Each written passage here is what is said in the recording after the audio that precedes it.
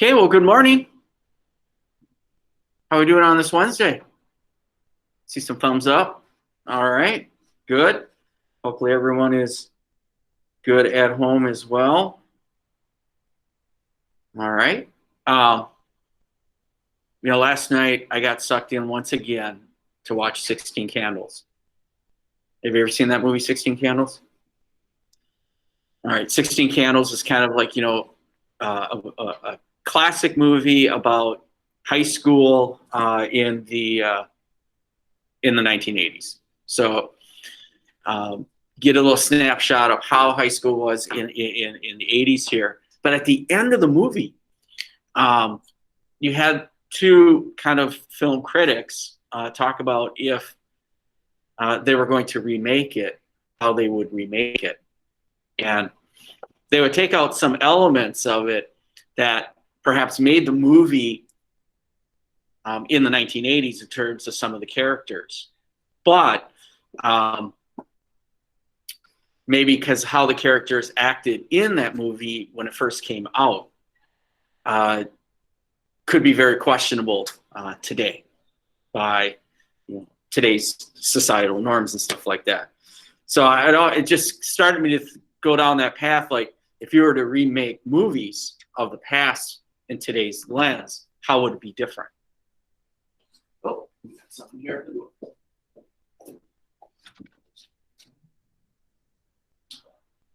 No, starting class this hour. Yeah.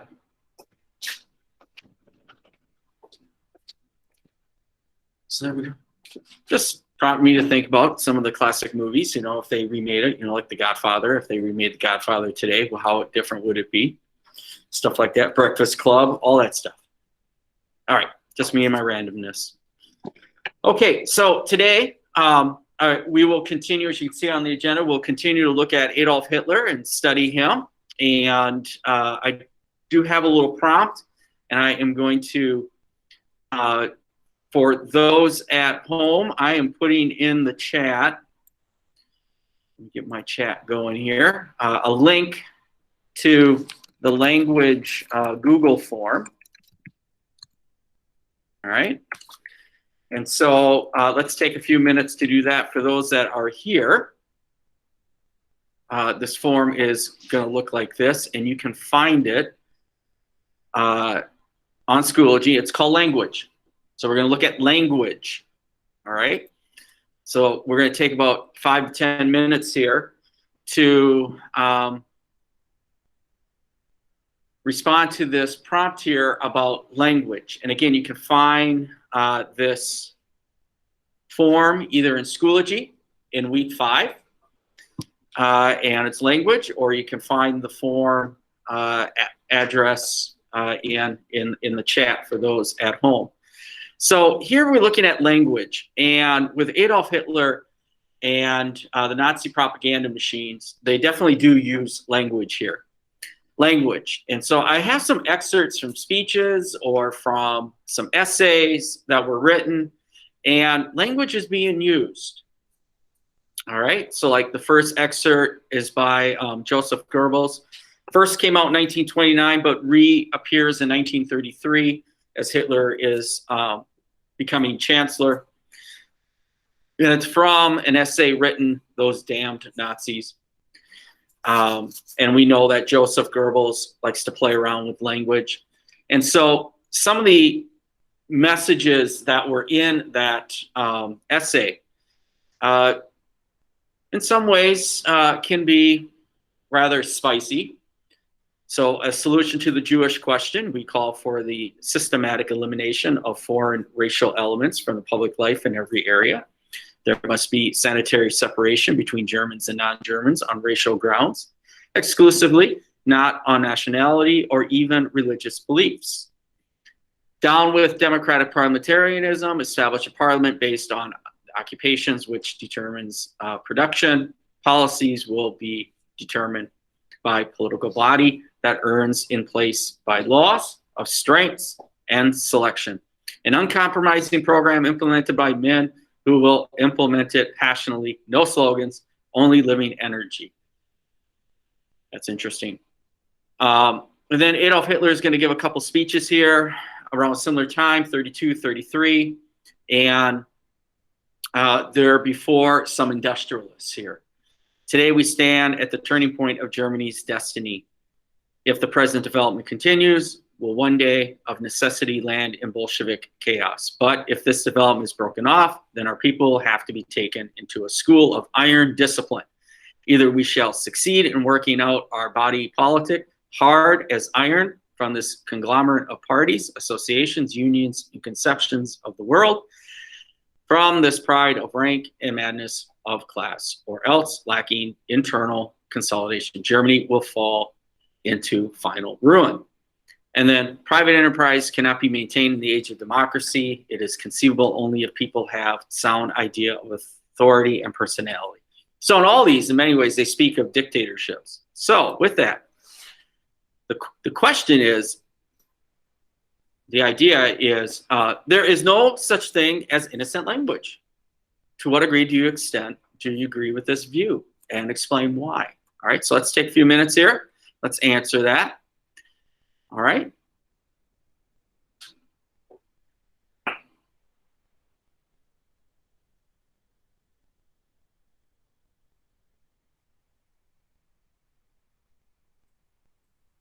Okay, and again, for those at home, if you joined late, put back into the chat the link.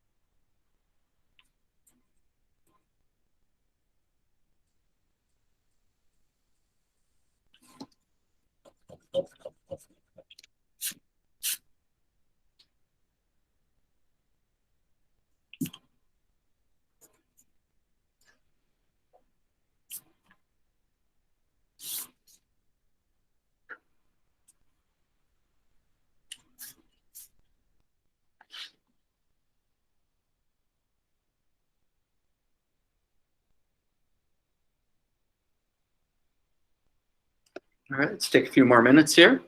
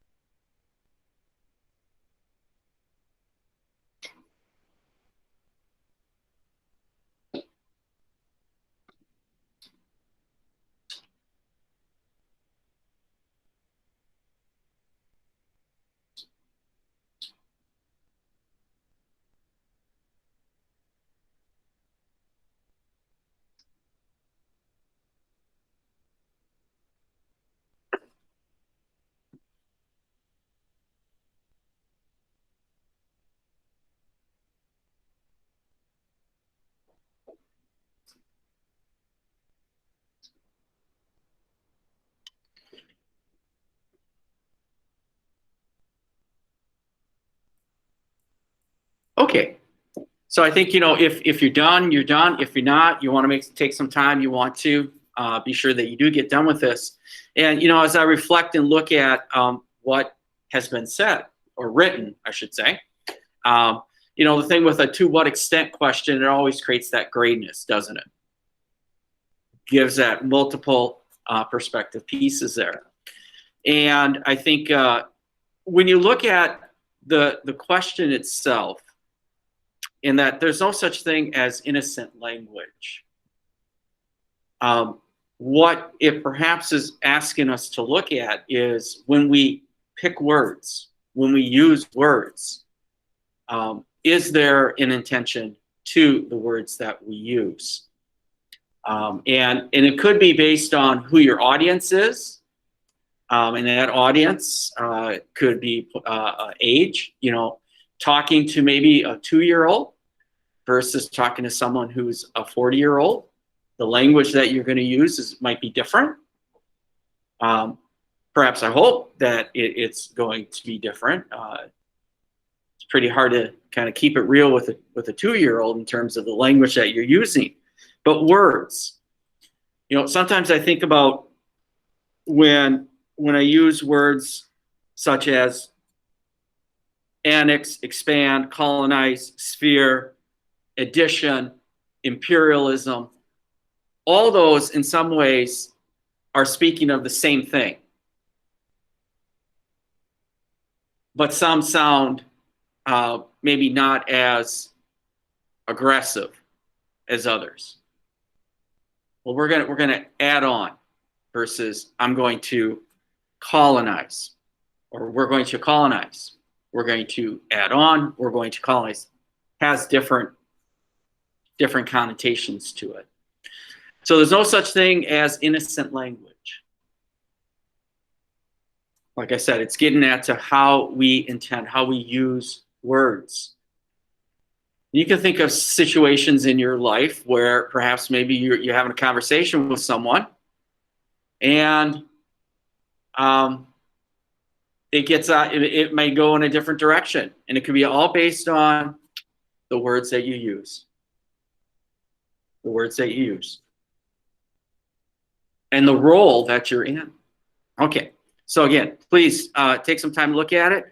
17 responses so far. I know we have a lot more people in 17 in our class, so let's take care of business here. All right, 5-10 minutes, get it done. All right, so what we have been doing is we've been looking at Adolf Hitler and his rise to power, and I've been showing a few video clips, and today is not going to be anything different. I'm going to show a couple video clips here, and I want to make sure. And today, what I want us to really focus on is opposition and who he deems as kind of undesirable. We always focus on, sometimes when we look at Nazi Germany, we think of his scapegoats as who? All right, as Jews. But if he is going to create an Aryan society, what might that mean?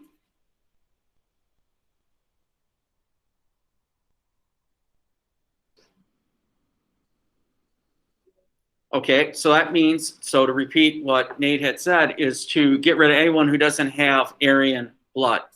So anyone who has traits that might not fit their view, their pseudo-scientific view of Aryan traits, needs also to be taken care of as well. And they have a variety of means to do that. All right, so I want us to do that. So the first one here is, first clip I want to focus on is about opposition. Being in Nazi Germany and to have an opposing view and what that might mean. Okay, so let's watch that for a moment.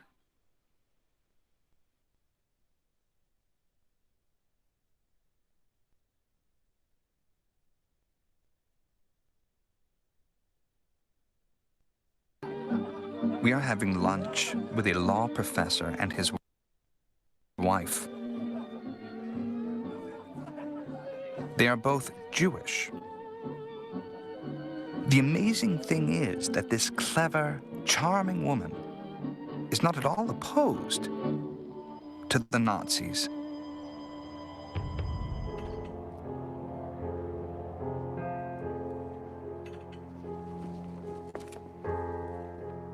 On the contrary, she lectures us on the outstanding qualities of Adolf Hitler, on the greatness of the age which we are allowed to witness, on the national rebirth.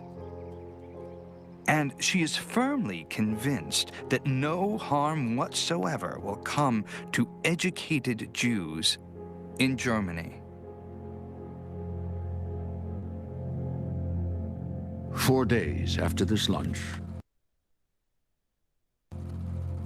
Nazi Party member Walter Langer used his camera to document another historic moment in the new Third Reich.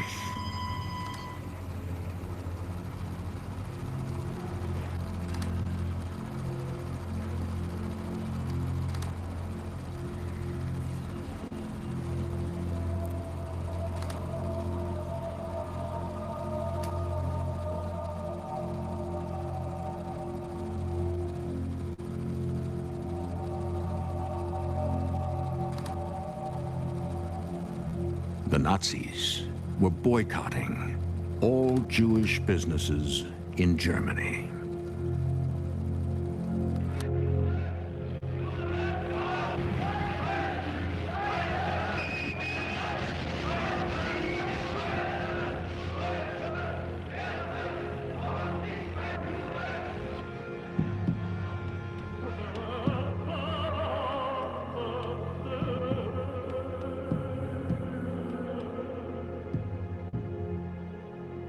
Fewer than 1 in 100 Germans were Jewish. Most saw themselves as Germans first. Even so, Hitler said the Jews were Germany's misfortune. Suddenly, everyone feels justified or required to have an opinion about the Jews. and to state it publicly. Distinctions are made between decent Jews and others. I sympathize with the Jews. However, I would support their conversion to Christianity, with all honesty. Why do they still lie when they already have the power to do what they like? I want to know that. Why don't they just kill us? If that's what they want.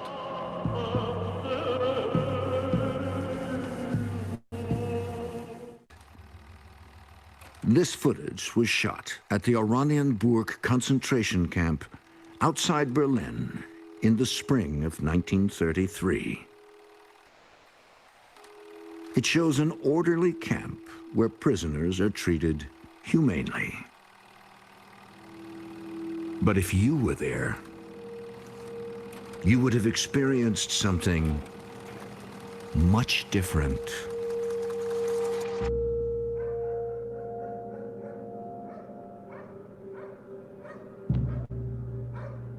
No one ever knows when it will be his turn to be beaten, or for what he must be beaten.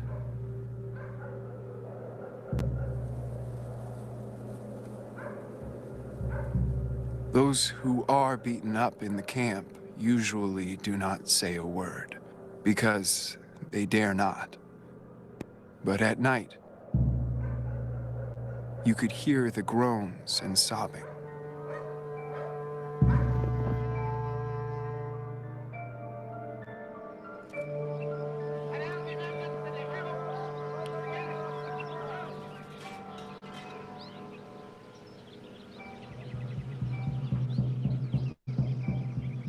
A friend tells this story. A man's garden was dug up. There was supposed to be a machine gun in it. But nothing was found. To squeeze a confession, they beat him.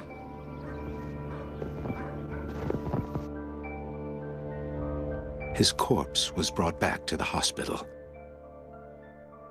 His body had boot marks on the stomach and fist-sized holes in the back. The official cause of death? Dysentery.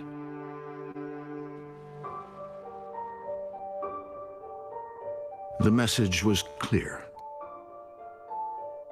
Opposition of any kind would not be tolerated. The Third Reich had begun its rise. You're watching Third Reich, The Rise. For more on World War II, go to History.com.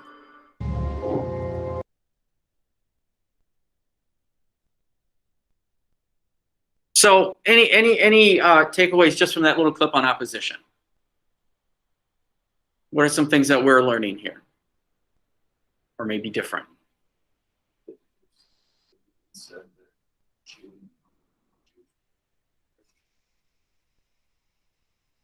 Okay, so let's think about that one. Will their conversion to Christianity really save them? No, not really, because there's not going to be necessarily a distinction between the religion and what is viewed as race. And so they can convert, but it may not save them. So it's naive thinking in that part. Opposition isn't tolerated. Nope, opposition is not tolerated. The Enabling Act, again, I keep coming back to the Enabling Act. The Enabling Act is going to give Adolf Hitler pretty much legislative power. And so if they want to get rid of opposition, Adolf Hitler can get rid of opposition. And the Reich Reichstag's cabinet, which basically is a rubber stamp for the chancellor, and the head of that cabinet is the chancellor, and they pretty much rubber stamp what he does, and then the Reichstag will do the same thing. He's able to do this, and so we're talking about a legal revolution here. He has the legal authority to do this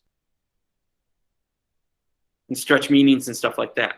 How about how many Jews did you pick up on? How many Jews make up the population? 1 in 100. All right, you do the math. Earlier we found out 65 million people live in Germany. 1 in 100 translates to what?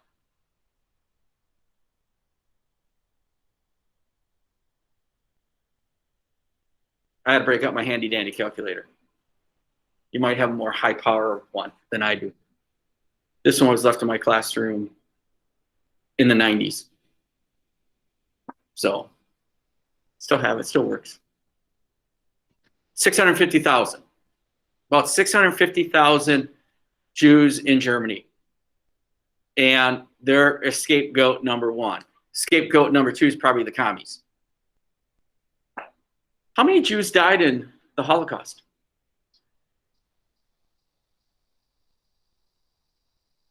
What was that, Nate? About 6 million. About 6 million. So that means more Jews outside of Germany become the victims. Again, this is part of the final solution here. Huge. All right. This next clip. All right. Next clip here.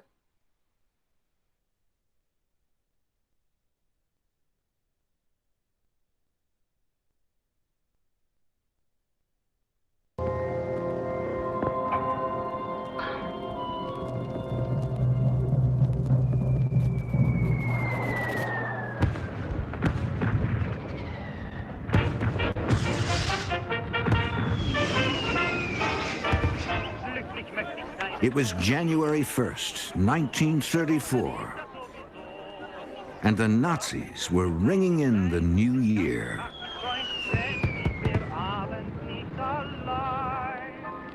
A year of success is behind us. People, state, and nation have become one. And the strong will of the Fuhrer is over us all. Germany stands before the world as an unshakable unity. But not everyone was welcome in the new regime. Only those citizens the Nazis believed were racially superior. And this year, they would begin to engineer more of them.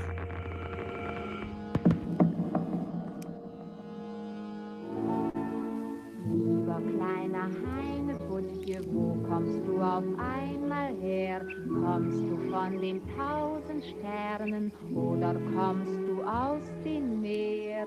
Deiner Züge glatt verspiegelt. In 1934, Nazi Party member Kurt Hartmann and his wife Lotte welcomed this new baby boy.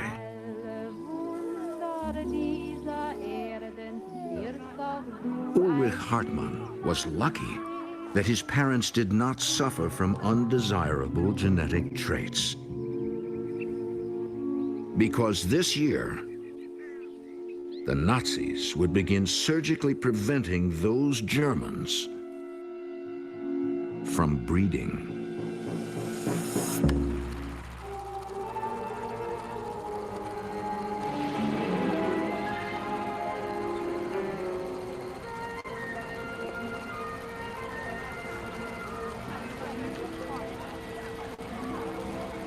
The Nazis made propaganda films like these to encourage compliance with the new law.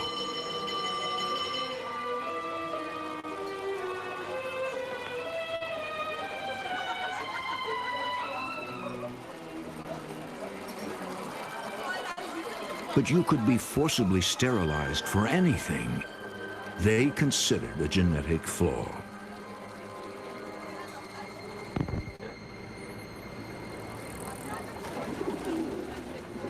I have been informed by writing that I am to be rendered infertile.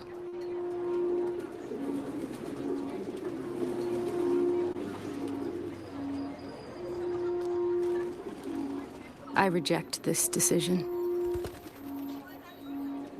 I cannot understand why they want to sterilize me, since I've done nothing wrong. Anyone could have suffered from a nervous breakdown. Emma was sterilized anyway.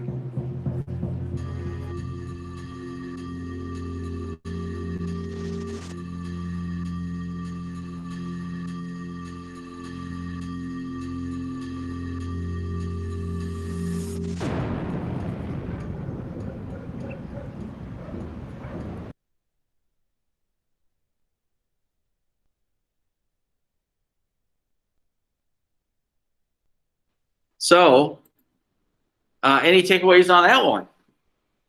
About how they went about getting rid of undesirables? Any thoughts, reactions to that?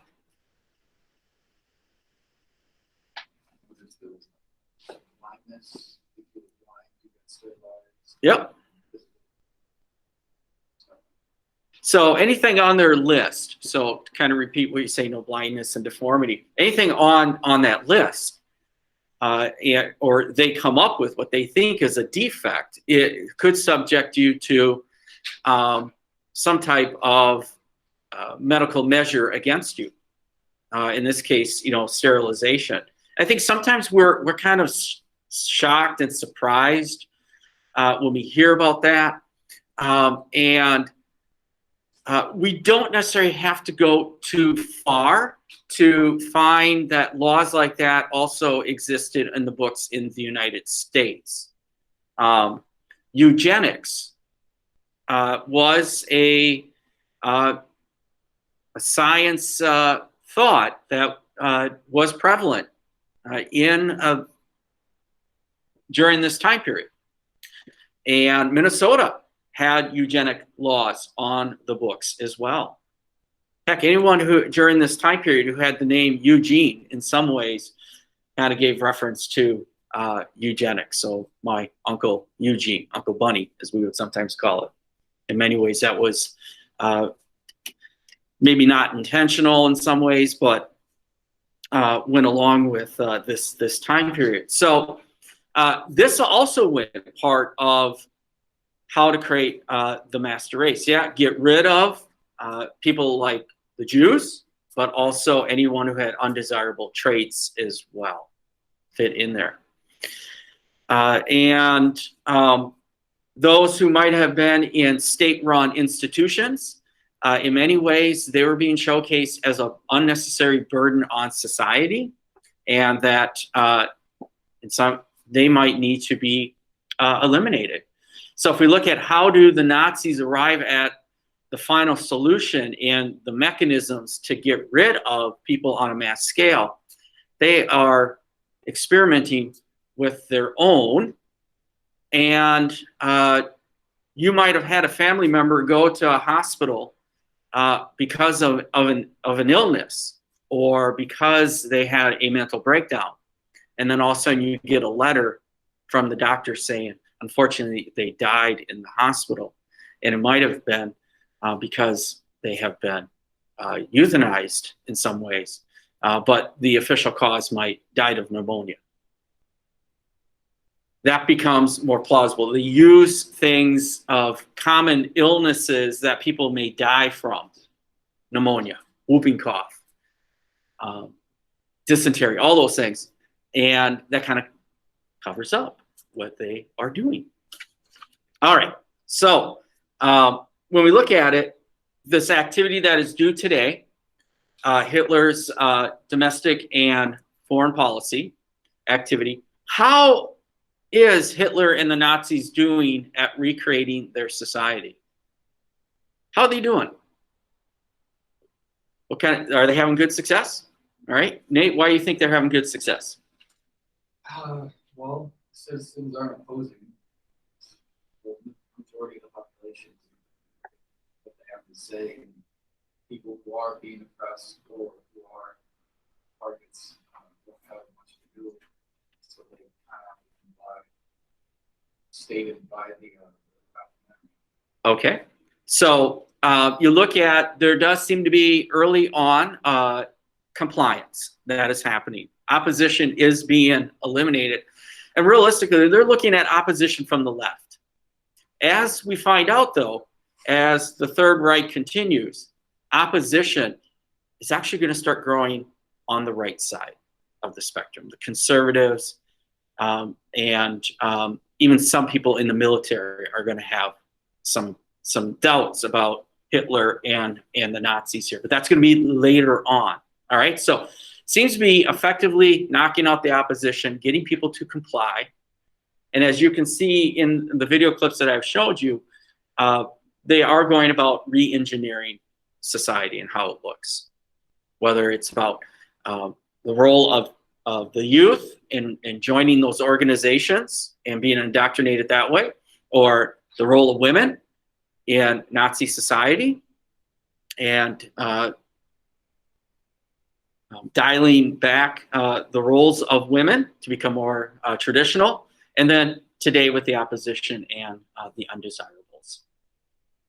All right, so your task for today is to finish this assignment. Let's get that taken care of. Tomorrow we'll do some assessing on whether or not this guy, we know he's an authoritarian, but how close to a totalitarian is this individual?